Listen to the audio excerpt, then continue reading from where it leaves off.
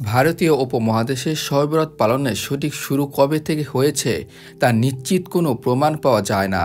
তবে কিছু পুরানো লেখায় এর উল্লেখ পাওয়া যায়। ত্রয়োদশ শতাব্দীর একজন লেখক খাজা শামসুদ্দিন মীরা তার লেখা বইতে শবে বরাতের পালনের কথা উল্লেখ করেছেন।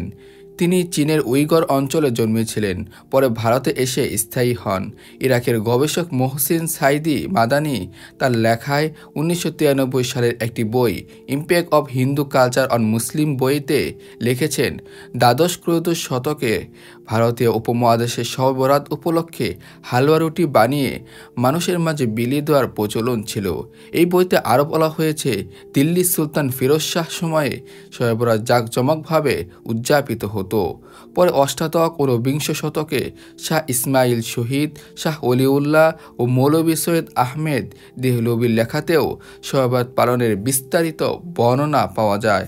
সেই লেখাতেও শবে বরাতের বিস্তারিত বর্ণনা পাওয়া যায় বলে উল্লেখ রয়েছে।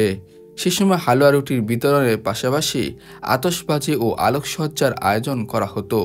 গবেষকদের মতে এটি হয়তো হিন্দুদের দীপাবলি উৎসব থেকে অনুপ্রাণিত হয়ে এসেছে। তবে ইসলামিক ইতিহাসবিদ অধ্যাপক মোহাম্মদ ইব্রাহিম মনে করেন, ভারতীয় উপমহাদেশে শবে বরাত পালনের প্রচলন অষ্টম শতক থেকেই শুরু হয়েছিল। তার মতে ইসলাম প্রচারের জন্য মধ্য এশিয়া, আরব থেকে আসা ধর্মপ্রচারকরা এই প্রথা নিয়ে আসতে পারেন। তিনি বলেন, 712 সালে মোহাম্মদ বিন কাসেম সিন্ধু জয় করার পর ইসলামিক রীতিনীতি ছড়াতে শুরু করে। ত্রয়োদশ শতকে কুতুবউদ্দিন আইবেক ও বখতিয়ার খিলজি দিল্লিতে মুসলিম শাসন প্রতিষ্ঠার পর ইসলাম আরও বেশি ছড়িয়ে পড়ে। এছাড়া আরব, চীন বণিকদের মাধ্যমে উপমহাদেশে ইসলাম ও ইসলামী সংস্কৃতি পরিচিতি পায়। বাংলাদেশের মানুষ শবে বরাত বলতে বুঝত এমন একটি দিনকে যেদিন সবার ঘরে ঘরে হালুয়া রুটি তৈরি হয় ও তা বিতরণ করা হবে আত্মীয় স্বজন ও নিম্ন আয়ের মানুষদের মাঝে। মসজিদে মসজিদে সারা জিকির করা, নামাজ পড়ায় ব্যস্ত থাকবে পুরুষরা, আর সন্ধ্যার পর পোড়ানো হবে আতশবাজি। শবে বরাতে এই আতশবাজি পোড়ানো ও আলোকসজ্জা করার রীতি কয়েকশো বছরে পুরানো। ভারতীয় ইতিহাসবিদ ও রাজনীতিক বিশ্লেষক বিদ্যাধর মহাজন তার বইতেও লিখেছেন যে দিল্লি সুলতানদের আমলে ও মোগল আমলে শবে বরাতের রাতে বাদশাহদের প্রাসাদ ও মসজিদে আলো দিয়ে সাজানো হতো। মোগল আমলে শবে বরাত পালনের এই চিত্র উঠে এসেছে পার্বতী শর্মার লেখা একটি বইতে, যেখানে সম্রাট জাহাঙ্গীর আমলে শবে বরাত উদযাপনের সময় হালুয়া, মিষ্টি জাতীয় খাবার বিতরণ ও আলোকসজ্জা করা হতো বলে লিখেছেন পার্বতী শর্মা। 1880 সালে প্রকাশিত ব্রিটিশ পাদ্রী এডওয়ার্ড সেলের বইতে উঠে এসেছে যে সেই সময় আতশবাজির পেছনে বিপুল পরিমাণ টাকা খরচ করা হতো। তবে এ রাতে মূল মহত্ব হলো মহান আল্লাহ সুবহানাহু ওয়া তাআলার ইবাদত করে কাটানো, নফল নামাজ, তাহাজ্জুদ, জিকির আজকার ও কুরআন তেলাওয়াত করে কাটানো। এ রাতে আল্লাহর রাসূল দীর্ঘ সময় নামাজ আদায় করতেন। আম্মাজান হযরত আয়েশা রাদিয়াল্লাহু তাআলা আনহা বলেছেন, একদিন গভীর রাত্রে রাসূল সাল্লাল্লাহু আলাইহি ওয়াসাল্লাম নামাজ পড়ছিলেন। নামাজ পড়ার সময় তিনি দীর্ঘক্ষণ দাঁড়িয়ে থেকে দীর্ঘ সেজদা করেন। এভাবে দীর্ঘ সেজদা করতে দেখে হযরত আয়েশা রাদিয়াল্লাহু তাআলা আনহার ধারণা হলো রাসূল সাল্লাল্লাহু আলাইহি ওয়াসাল্লাম হয়তো নামাজ পড়তে গিয়ে ইন্তিকাল করেছেন। হযরত আয়েশা রাদিয়াল্লাহু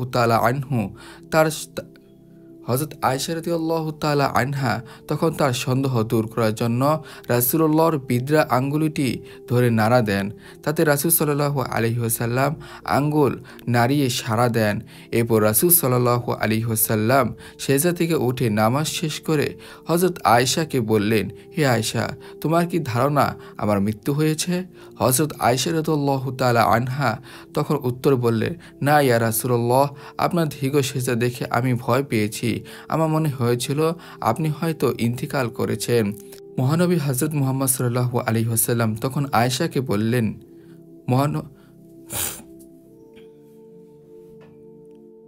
নবীজি সাল্লাল্লাহু আলাইহি ওয়াসাল্লাম তখন আয়েশাকে জিজ্ঞাসা করেন, তুমি কি জানো আজকের রাতের মহত্ব? আয়েশা যখন নবীজি সাল্লাল্লাহু আলাইহি ওয়াসাল্লাম তখন আয়েশাকে জিজ্ঞাসা করলেন, তুমি কি জানো আজকের রাতের মহত্ব? আয়েশা তখন নবীজিকে বললেন, আল্লাহ ও তার রাসূলই সর্বোত্তম জানেন আজকের রাত্রির তাৎপর্য কী।